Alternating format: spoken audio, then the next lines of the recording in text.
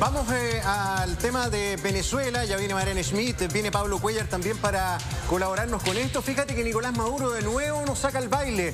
De nuevo está culpando a Chile de estar preparando y entrenando grupos para emprender las protestas y este supuesto golpe de Estado. Es la nueva acusación que hace Nicolás Maduro contra nuestro país en circunstancias que la encuesta CADEM acá en Chile está graficando lo que percibimos los chilenos frente a la crisis de Venezuela. Fíjense que solo un 1% de los chilenos tiene una imagen positiva de Maduro. El 99% imagen negativa de Nicolás Maduro. Son parte de los datos. O por ejemplo que el 94% de los chilenos piensa que es una dictadura. El 91% cree que las últimas elecciones no son democráticas. Realmente las cifras son elocuentes. Pablo, Mariane, sigue la situación crítica en Venezuela. Usted viene llegando allá. ¿Cómo está, Gonzalo? Sí, llegué. Bienvenido, Pablo. Hola. ¿Cómo están? Llegué a la 1 de la mañana a mi casa después de un viaje bastante largo. Y sin luz más encima.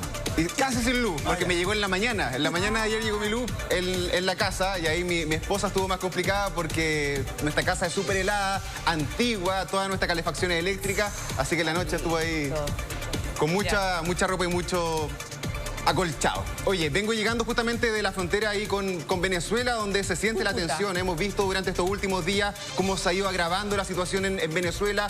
Y ahí en la frontera me tocó conversar con muchos venezolanos que iba saliendo. Incluso me encontré con un dirigente de la oposición que venía escapando de su país porque él había participado en estas elecciones, él había estado a cargo de monitorear el tema de los mismos comicios, estaba a cargo de buscar las actas, de ser testigo de la oposición, y me dice que en las últimas horas a los agentes de Venezuela estaban golpeando casa por casa a aquellas personas que participaron en estas elecciones, y que él temía ser arrestado justamente por parte de las autoridades venezolanas y venía escapando. Me lo encontré ahí en la frontera, justamente agitado, casi llorando, porque él sabía además que iba a tener que dejar a toda su familia al interior. Una pregunta, sí, hay mucha información el fin de semana de que el régimen estaba yendo a sacar personas de su casa o de su oficina, si habían tenido notificación de que los colectivos los habían visto en movilizaciones del fin de semana.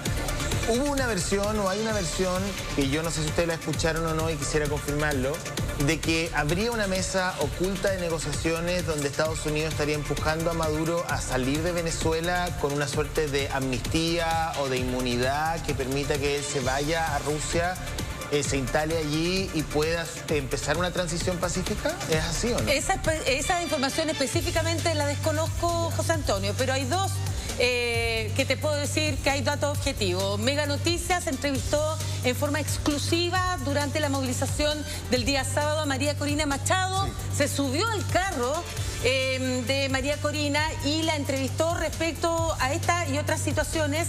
Y ella habló diciendo que estaban dispuestos a negociar esa transición con el gobierno de Nicolás Maduro. Y por otro lado, como información de una mesa para poder tratar estas situaciones, sería lo que estaría pensando hacer el presidente Lula da Silva, que se encuentra en nuestro país.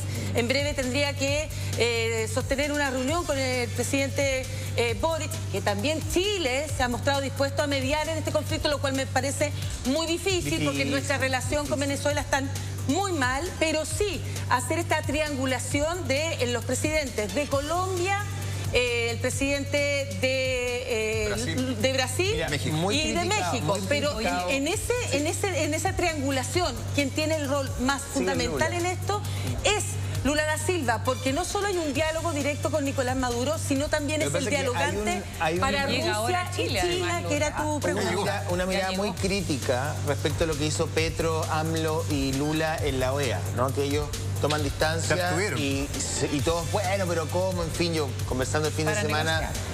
Claro, en el fondo, si hay una intención de cualquiera de los tres de allanar el camino a una transición, lo mejor era mantener cierta amabilidad con el régimen. Ahora, José, ¿no? Es una estrategia diplomática. ¿Cómo se va a negociar con quien no quiere negociar? Maduro, tengo la impresión de que no quiere negociar. Entonces, ¿cómo se arma una mesa de negociación con alguien que hasta ahora, no sé, pues se autoproclama como presidente. Nuevamente presidente. Nadie lo reconoce. No lo reconoce nadie. Yo creo que lo distinto esta vez es que él ha sentido mayor cantidad de presión de naciones que tradicionalmente han estado cerca de él, como el caso de, no sé, de Bolivia o de Brasil, donde él generalmente ha tenido ahí un rol de diálogo, de comunicación, de buena onda con algunos líderes internacionales. Hoy día yo creo que él ha sentido esto, que finalmente sea un poco ambiguo, todavía no tan claro el mensaje de Colombia, de México y Brasil, pero de cierta forma igual llama la atención que ellos todavía no hayan querido referirse en potencia al rol de Maduro. Yo creo que le da chileno. Yo creo que no tiene no reconocerlo como presidente. De los que derechamente han apoyado el régimen de Maduro es China, Rusia, Irán. Y hoy día, Honduras, ¿saben quién Bolivia. más? ¿Quién? Corea del Norte. Corea del Norte también anunció, el líder Kim Jong-un sacó un comunicado también felicitando a Nicolás Maduro por esta elección. Ahora, se hablaba de la posibilidad que Estados Unidos estuviera fraguando algo. A mí me da la impresión que Estados Unidos tiene dos frentes terribles de atención hoy día. Uno es la elección, que está muy candente, y otro es la crisis económica, que parece que ha hecho caer las bolsas a nivel mundial por una posible recesión. O sea, la cabeza de Estados Unidos no debe estar precisamente en resolver el tema de Venezuela. Un poco más. Y para Biden tampoco ha sido una prioridad América Latina desde que llegó a la Casa Blanca. No mucho. Pero sí hubo ese diálogo de Donald Trump, una llamada telefónica a 30 minutos con Lula da Silva. Estados Unidos, independiente que su secretario de Estado haya dicho, nuestra paciencia se está agotando, y como la mayoría de los países no está reconociendo el triunfo de Nicolás Maduro porque exige que se muestren las pruebas, lo relevante aquí es que si él llama a Lula y se alinean justamente y le pide un rol importante, porque realmente Luis Ignacio Lula Silva, quien se encuentra en Santiago, tiene ese rol. Pero no es aceptable que sigan pidiendo las actas, por favor. Todos. Actas de hace 10 días. ¿De qué me están hablando? Estas actas claramente no existen. O sea, perdón, digamos las cosas como son. La oposición publicó sus propias actas. Y si el régimen no ha salido a decir que esas actas publicadas por Corina Machado son falsas, es porque son los números reales. Si lo que pasa es que hay que también sacar ciertas conclusiones.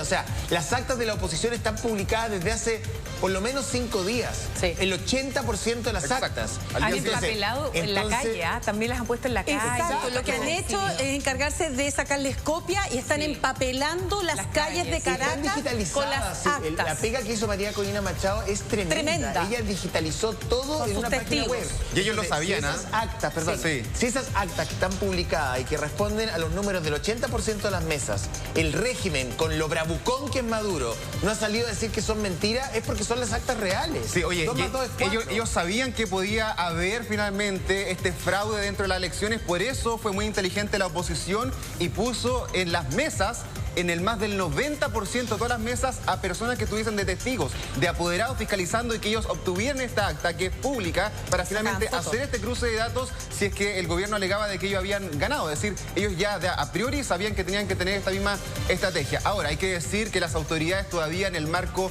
normativo del país, ellos tienen plazo para poder entregar estas actas. Tienen plazo de un mes.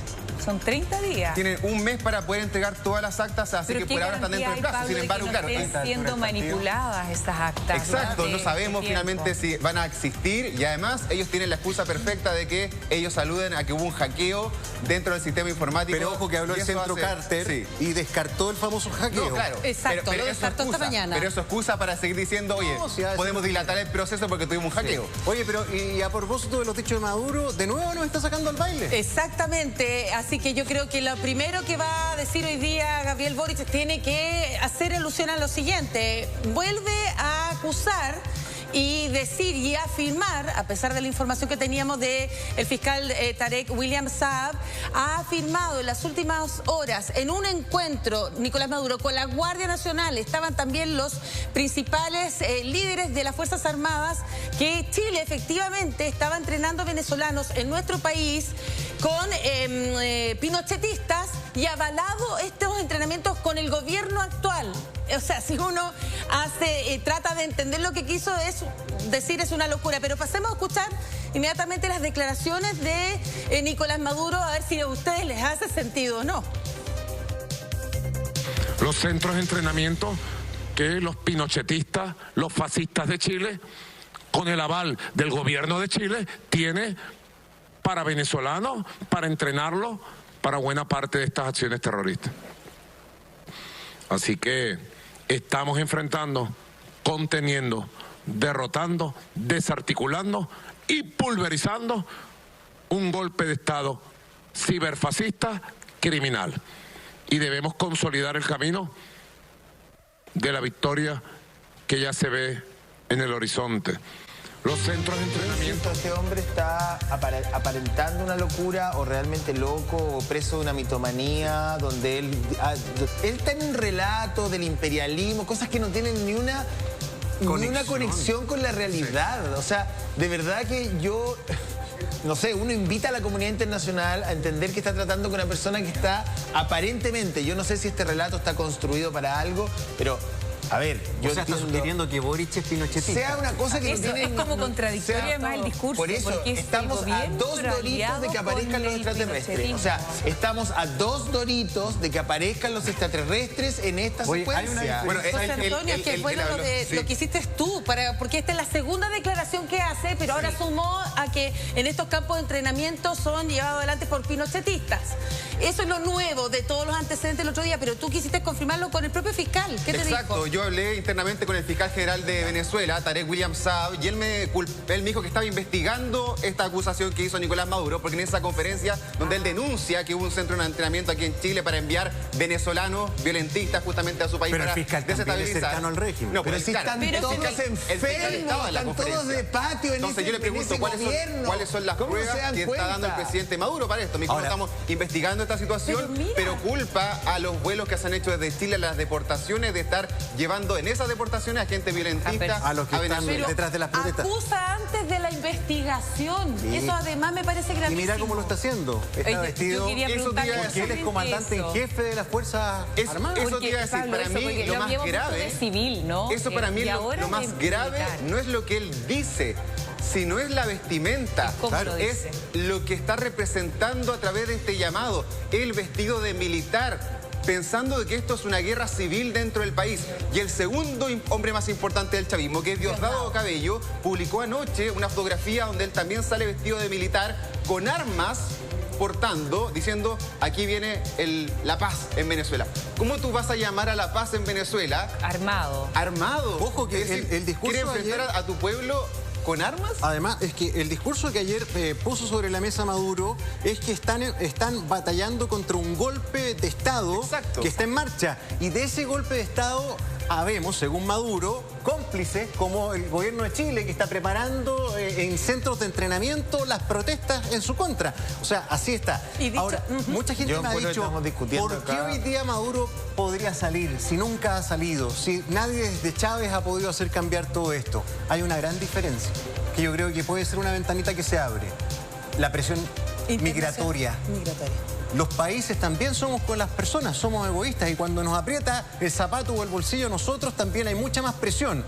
Y resulta que este es un problema que está impactando a toda América. La migración. Que no era un factor que tuviéramos antes. O sea, hoy día sí es un problema la migración descontrolada en la mayoría de la región. Y ahí sí, Mariana, es importante la coordinación entre los países, Chile, Colombia, Perú, Bolivia, Colombia, en términos de ver el tema de la migración, que es una de las consecuencias de lo que podría darse de todo esto, ¿no? Sí, a lo mejor tú ya lo palpaste un poco, pero eso se toma tiempo y se habla de estas formas de que hasta el momento yo creo que están esperando que se determina en Venezuela, porque el rol que deberíamos cumplir todos los países de la región es sentarse a la mesa, tomar una planificación mancomunada y hacer una especie de cuotas como lo que existe en Europa, pero estamos años luz quizás de eso. Ojalá que eso se concrete, porque yo creo que ese paso lo van a tener que asumir una vez que esté clarísimo la situación en Venezuela. Pero más allá de eso, efectivamente, hay reportes de la cantidad incluso de unos 800.000 más o 500.000 más que vendrían a Chile. Cuando estamos hablando que el 44% de la población de venezolana decía que si ganaba Maduro se retiraba del país, esto a largo plazo, de ese porcentaje hay que pensar que al menos unos 500.000 vendrían a nuestro país.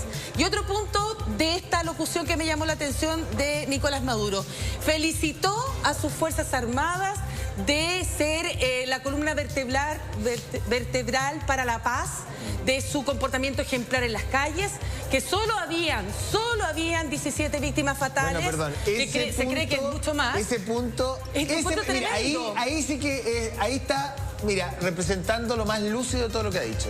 Porque ha dicho puras estupideces, pero ese punto se lo concedo, como dice el CEP. Porque podría haber sido Porque peor. él está ahí gracias al ejército. Entonces, lo único decente y verdadero que ha dicho en todas las estupideces que ha hablado pero José, es el agradecimiento que le hace al probablemente ejército. lo hace para que no se le devuelva a ninguno de esos pero generales, por eso mismo, por eso mismo, cuando dice, es la única tengo las Fuerzas Armadas ejemplares, claro que las tiene, pero por supuesto que las está, ahí te dice que no está completamente loco, ¿viste? ¿Y este acto de qué era?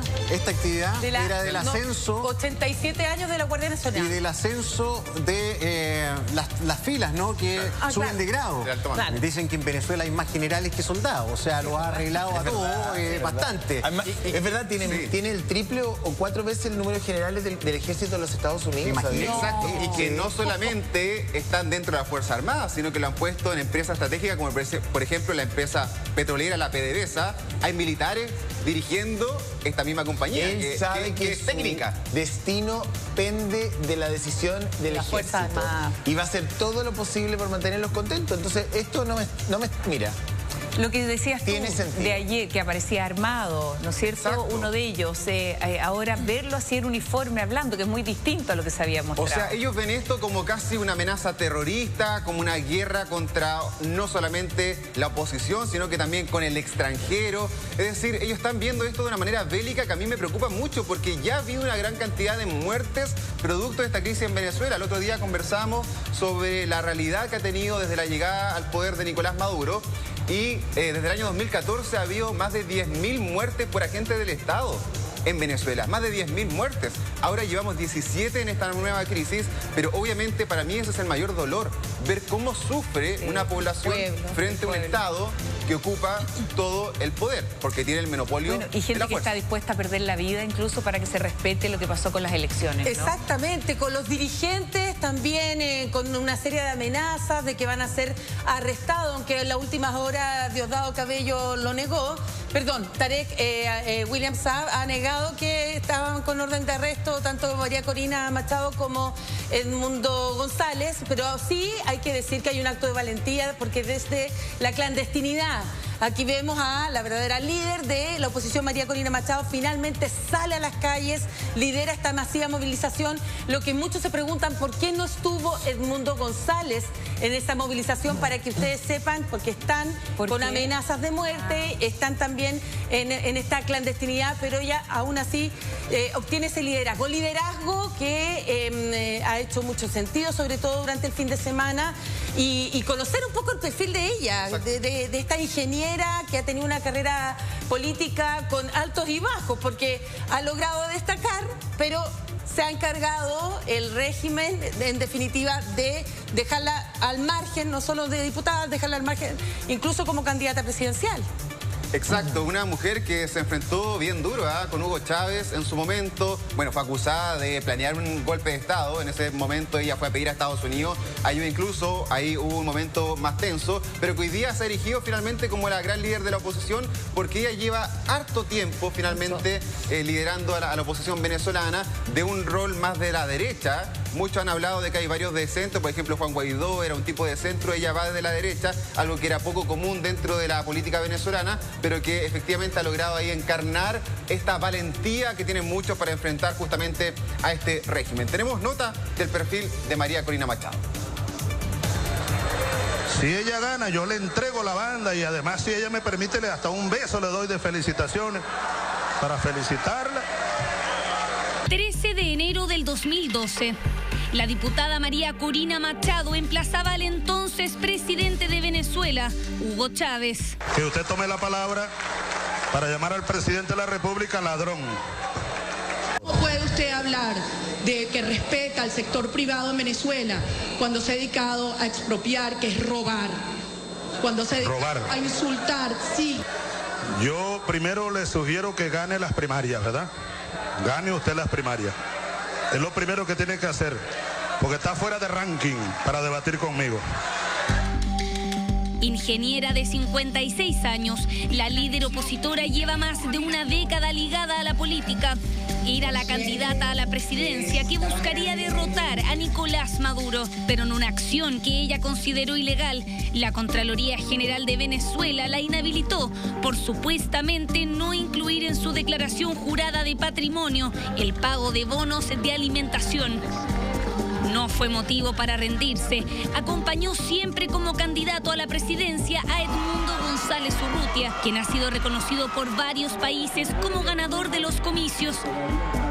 Sin embargo, según el propio Maduro, Machado es la líder indiscutida del sector. Se recibió la llamada de doña fascista criminal, la doña Machado, y la doña dijo, no va. Es una orden. Cuadra perfectamente del concepto de títere, monigote. ¿Quién decide? ¿El señor González Urrutia o la doña? Fundadora del partido Vente Venezuela, habla sobre la esperanza, el reencuentro y la reunificación familiar, sentimiento que vive a flor de piel, porque sus 3 hijos están fuera del país. Tras las elecciones presidenciales, en las que el Consejo Nacional Electoral proclamó como vencedor a Nicolás Maduro, Venezuela ha vivido días de protestas y violencia. Por motivos de seguridad, Machado debió resguardarse luego de que Maduro amenazara con cárcel a los dirigentes de la oposición venezolana.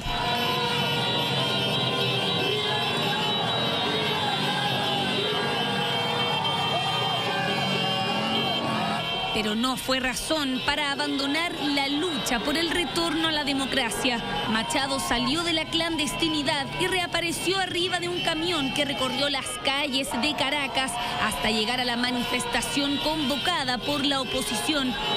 Mega Noticias habló en exclusiva con ella. Que cumplan su mandato, que hagan respetar esa verdad que ellos conocen, porque la inmensa mayoría de nuestros ciudadanos militares el pasado domingo cumplieron su deber. Gracias.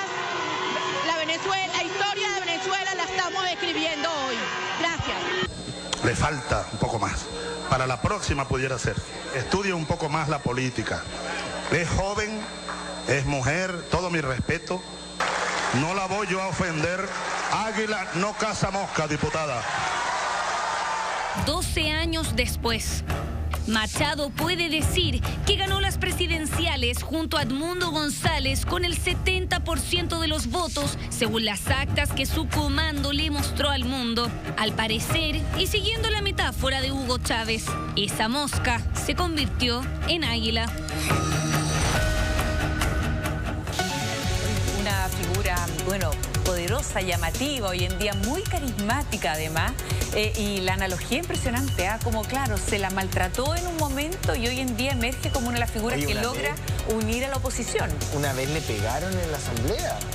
Le pegaron, ¿te acuerdas tú? Sí, sí, perfecto. Pero salió, ensangrentada entera, cuando se armó una trifulca, cuando se instaló la asamblea paralela. Sí, la asamblea constituyente. Claro, porque lo que hace el gobierno, claro, es montar una asamblea paralela. Cuando pierde el control de la Asamblea Nacional, entabla una constituyente y que además una cosa tan sui generis, pero ocupaban el mismo espacio físico. Es muy sui generis, para que la gente no entienda. Está el Parlamento, como todos los parlamentos de todos los países, y el chavismo crea un segundo Parlamento, 100% chavista, porque no tenía el liderazgo del Parlamento original, para que la gente que nos está escuchando. Y ocupan el mismo edificio. Entonces, las peleas que se formaban al principio eran brutales.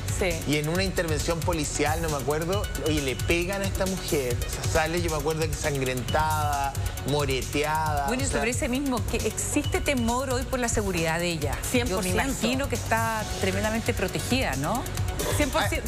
Ella sí ha estado bastante protegida, de hecho en algunos momentos ha estado custodiada por los mismos militantes políticos, no se sabe todavía dónde está viviendo, cuál es su paradero, le han ofrecido otros países, por ejemplo, albergarla, tenerla refugiada justamente ahí en Venezuela, Rica, por ejemplo, ¿no? Costa Rica puso a disposición su embajada si ella quiere estar presente en ese mismo lugar. Dijo que no, que agradecía justamente, pero por lo menos que ella quería estar en las calles, y creo que es lo necesario en este momento, que ella, si ella le está pidiendo a la gente que tenga valentía, ella ella como líder tiene que estar. Hay un rumor que yo no sé si ustedes tienen más antecedentes, pero está sonando mucho. Esto de que el régimen de Maduro podría allanarse a declarar nulas las elecciones y repetirlas. Sí, es una opción. O sea, es una opción, pero que esté llano a hacerlo. Es que ese sería el cambio. Es que sería el cambio. Estaría sonando que eso tendría el apoyo de algunos en las Fuerzas Armadas, que lo estarían viendo con buenos ojos, que se repitan las elecciones. Desde la OEA, ¿te acuerdas? Sí. Incluso desde el mismo Centro Carter se está pidiendo que se repitan esas elecciones. Pero de ahí a que esa voz sea escuchada por el gobierno de Nicolás Maduro, lo veo difícil. Sí, el que lanzó esta teoría es el expresidente de Colombia, Iván Duque, que publicó un largo texto ahí en redes sociales diciendo de que el Consejo Nacional Electoral lo que va a hacer ahora, porque sabe que ya está atrapado, le están pidiendo que presente el acta, no está en la acta, o probablemente van a demostrar que efectivamente ganó Edmundo González. ¿Qué es lo que va a decir el CNE?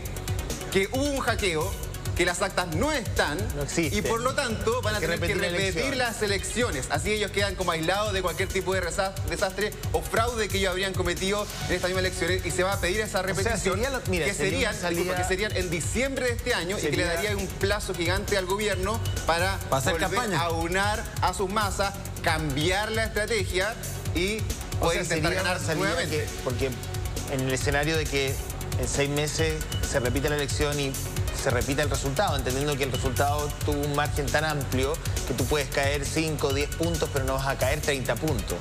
Entonces, que el gobierno se sometiera a otra elección, perdiera y se iniciara una transición. No sé si Maduro se va a allanar algo así. No, que todo esto vaya a los tribunales es la segunda opción. Pero todo dice, oye, si los tribunales también son chavistas. Aquí no hay ningún órgano independiente. Ahora, voy a decir una cosa, en Venezuela. Voy a decir una cosa y voy a agregar un elemento al análisis porque estaba muy bien escrito en la columna de Carlos Peña el domingo. Decía muchas cosas Carlos Peña, que algunas estoy de acuerdo, otras no, pero había una parte, y yo ahí sí hago un llamado a la discusión política que se está dando en Chile. Todos dicen, bueno, que muestre las actas, como si esa fuera la prueba, que lo es, en parte, pero una democracia no es solamente ganar una elección. Sí. Esa es una parte de la democracia, es una parte importante, pero no es el todo. O sea, con que yo gane la elección, incluso limpiamente, no me hace por defecto democrático. La democracia debe respetar libertades públicas, diversidad de información, respetar las minorías, garantizar la oposición, separación de poderes. O sea, pero aunque Maduro hubiese ganado legítimamente, que no lo hizo, pero que hubiese ganado legítimamente, para mí, su gobierno igual no es democrático. Porque no cumple con otra serie de estándares mínimos. Y hablando, disculpa, hablando de la misma elección, tampoco fue justa. Persecución de opositores, inhabilitación de candidatos, supresión del voto en el extranjero para millones de personas que estaban justamente ahí. La papeleta que era un álbum de Maduro. Que era ya arbitraria, donde sabemos que históricamente ha sido así. Pero bueno, la misma María Corina que no pudo, porque nosotros la ponemos a ella como líder de la oposición, pero en realidad ella no pudo participar. O sea, ella logró aunar y unir, claro. Sí, pues unirla, pero fue proscrita. O sea, definitivamente... Totalmente, complicado, ¿no? La acusaron de traición a la patria. Lo que pasa es que ella en algún momento hizo gestiones en Estados Unidos desde el año 2000 con el presidente Bush y en adelante ha ido buscando un apoyo que... Un rol que uno podría decir también lo hicieron muchos chilenos durante la dictadura de Pinochet, ¿eh? Que viajaron fuera, que buscaron algunas alternativas, que hicieron contactos para buscar alguna desactivación del régimen autoritario. Y ella también lo hizo. Y la condenan por eso, básicamente. No, pero ella de manera muy generosa, además, se pone a hacer campaña por el candidato, ¿no? O sea, por la oposición. O sea, logra unir de alguna manera y transformarse ella ahí en un rostro muy visible, muy valiente hasta el momento y que, bueno, que además ha sido tremendamente perseguida a través de su historia. Bien, pues chiquillos, muchas gracias. Gracias, María. Gracias, Pablo. Estar atentos a lo que pasa. Vamos a la pausa. Pausa cortita, estamos de regreso, 11:04. No se vaya, volvemos con la actualización de lo que pasa ahí en el sistema frontal.